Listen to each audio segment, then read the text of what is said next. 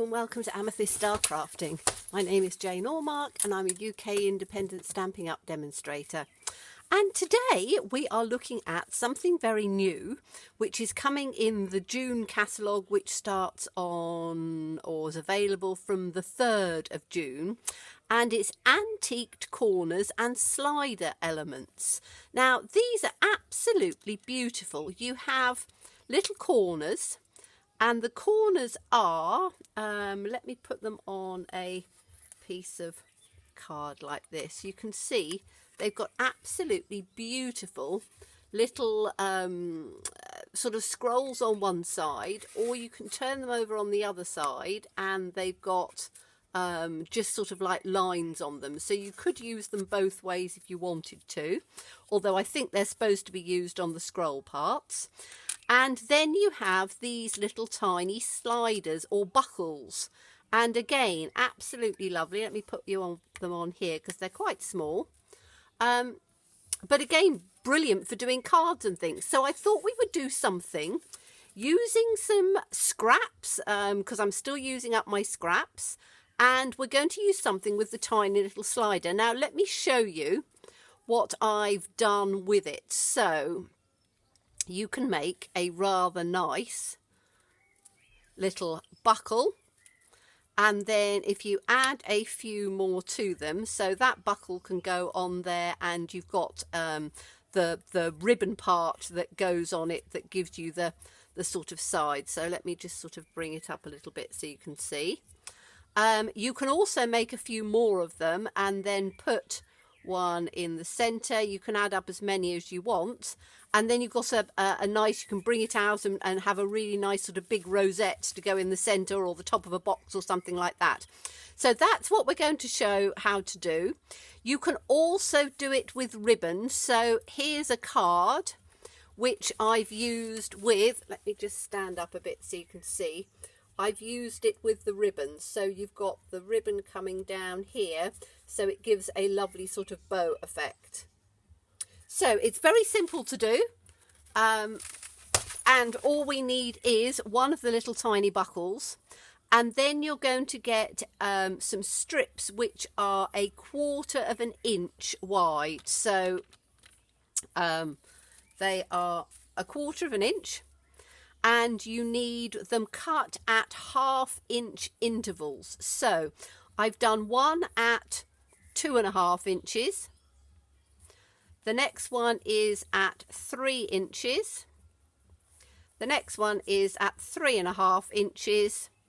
And if you wanted to make a 4th one, like I've done here, this one is done at 2.5, 3, 3.5, 4 inches. Okay, so the first one that we do is, oh no, I just dropped my paper on the floor. Okay, so the first piece that we do is, it's good to just sort of bend it slightly so that you get the, it's easier to curl it. And then you're going to take it up through the bottom. And then down through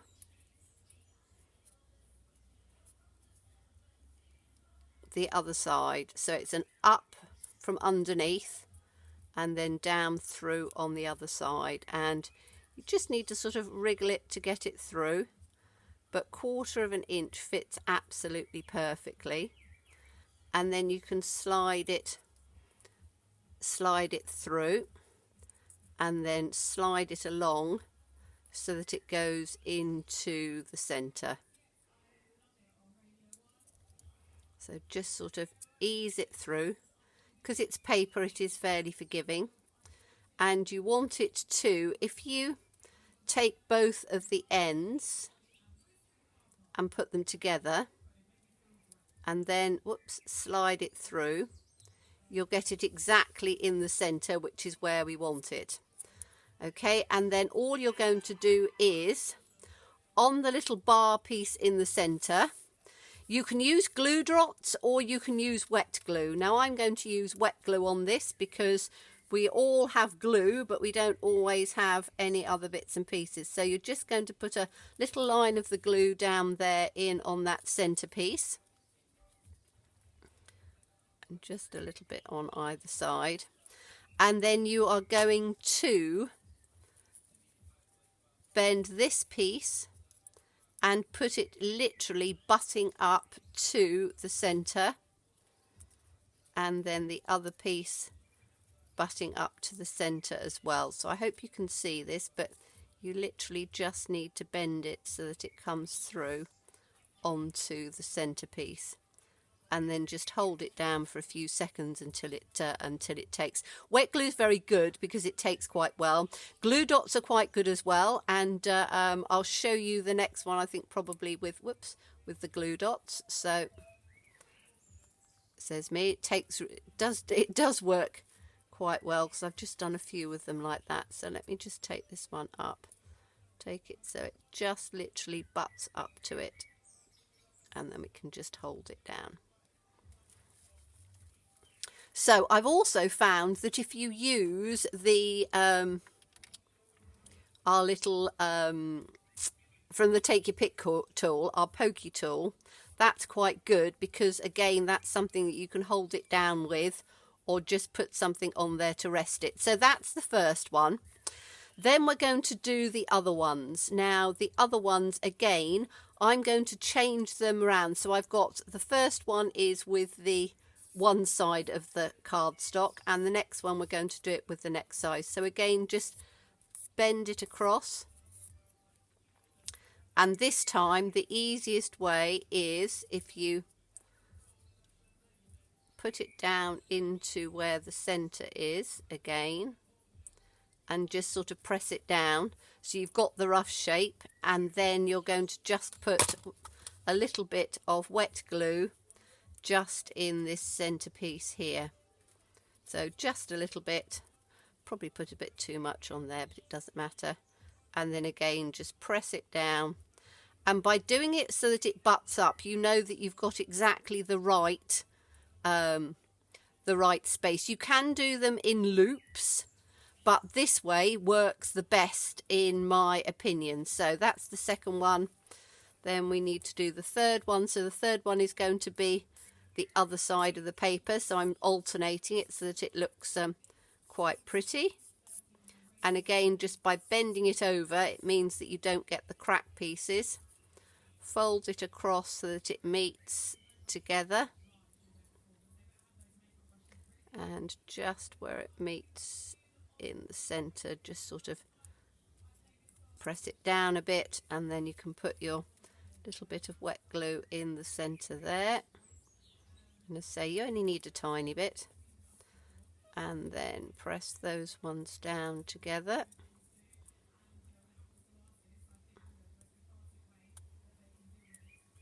So they meet.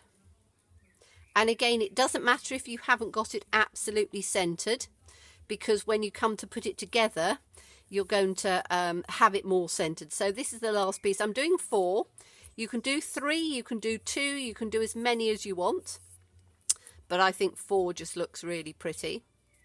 And you can also then take a strip to go across the card as well. So this is the last one.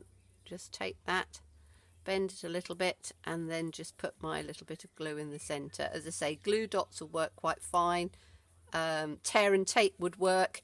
Anything you want. I just thought everybody has some glue of some sort, so that just shows you that you can do it with the glue. So, and then we're just going to press that one up together so that's in the same place, and just give it a little push like that. Okay, so now we can start putting the pieces together. So you can do these pieces first. So in the center piece of this, you're just going to add another little bit of glue, and we're going to put this piece in the center. So if you just sort of line it up and then just press it in on this center piece, okay, until it's stuck together. And then we'll take the next one and again just do a little piece in the center, move it across and put this one down. You would do this exactly the same way with ribbon. Now this is where I'm getting the tool, because I want it to come down and to just go in the front. So if you're doing ribbon, you cut it exactly the same way, and you fold it through. You can do it with just one long piece of ribbon, and I will show you very quickly how you would do that at the end. So, and then we've got this piece here which we've got, so we're going to just put a little bit of glue in the center here, like that, and then this piece can go in on the center piece like this.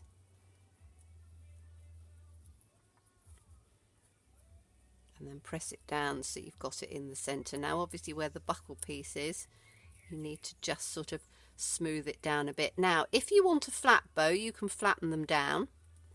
If you want to make the bow, the point pieces come through a little bit, if you use the pokey tool, you can put that inside and just ease it up a bit so that you have the top parts of the bow standing up a bit, and then can go around and do exactly the same on the other side. So as I say, take the tool inside and then just press it, and then you get quite nice rounded points, you know, tops to your bow, and they don't look flat. And there we have a really rather pretty little bow that, as I say, can go on any card that you want.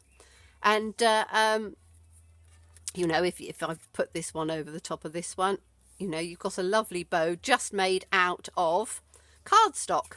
So let me show you very quickly how you would do one with ribbon. So we'll take another buckle, and I've got, you don't want ribbon that is too wide, unless you're doing just a sort of a single thing, because otherwise it sticks up too much. But this is the 1/4 inch crinkled seam binding ribbon, and this is great because you can colour it. So I'm just going to put a piece of card underneath so you can see it easier.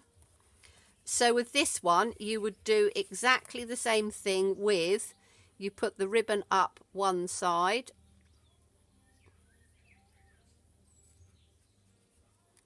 and then you put the ribbon down on the other side. And as I say, I'm going to, you can cut them into the pieces, but this way works quite well. So you would then have, and you work out your distances, so you'd fold this piece in and glue it, and then fold this piece in and glue it, and then you take the next piece out a little bit further, turn it round, put it in on itself. Now I'm obviously just holding this. Take the next piece out, fold it over, and you can see how you get exactly the same thing. So you can cut it in to lengths if that's easier for you, or as I say, you can just do it with one long piece, and you can make it as long as you want. Then if you're wanting to put this onto a card, what you could do is, let me just get a little strip on here so I can show you how you would make it in. So you're going to take another little piece which is 1/4 inch. So let me just cut an extra piece which is 1/4 inch, like that. And then you can put this across your card like this. And then you've got your bow that you can put in down on the side like that.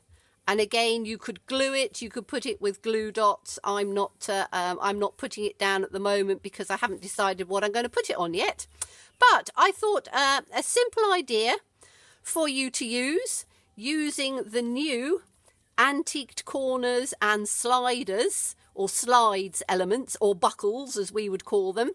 And as I say, you know, you get, how many do you get? You get quite a few. Let me look and see how many. You get 30. So I don't know how many of the actual buckles you get. Let's have a look. 1, 2, 3, 4, 5, 6, 7, 8, 9, because I've done that one, and I've done the ribbon one on there, 10. So you get 10 buckles, and then obviously all of the corners as well. So you get you must get 10.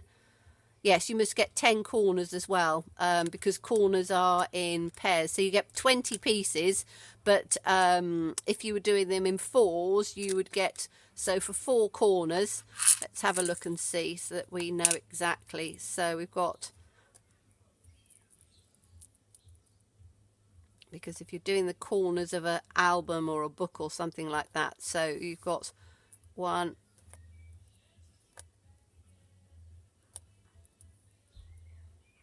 2,